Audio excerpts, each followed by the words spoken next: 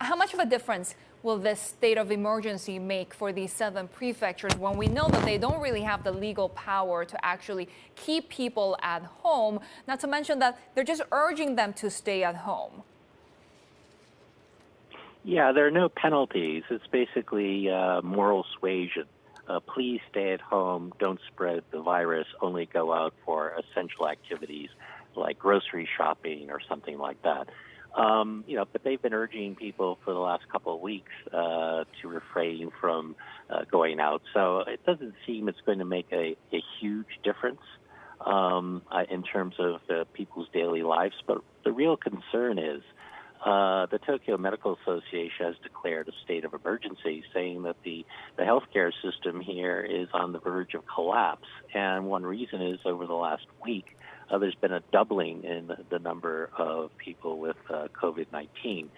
So it's trending bad here. And so I think Abe's stimulus package will address part of the problem, but people, I think, are very worried about the healthcare system and whether it's sufficient to deal with the gathering crisis.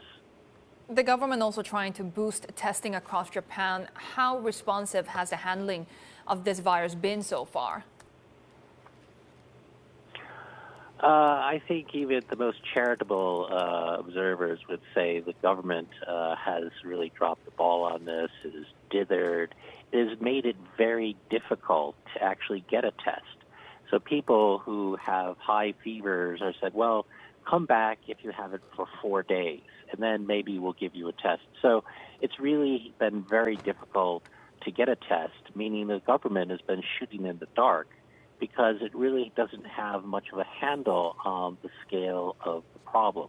And so as testing spreads, I imagine the numbers are going to rise rather alarmingly. And the number of people who are going to visit healthcare facilities will increase.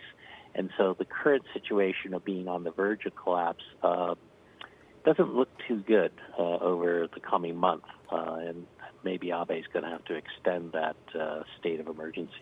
And this covers about 36 million people in the greater Tokyo area, Osaka, and Fukuoka. So, a lot of the economy is going to come to a standstill because a lot of people are going to be staying home from work. A lot of them are going to be losing their jobs. And the stimulus package, the problem is getting those money into people's pockets. There's all this red tape bureaucracy in the way, so that may be delayed.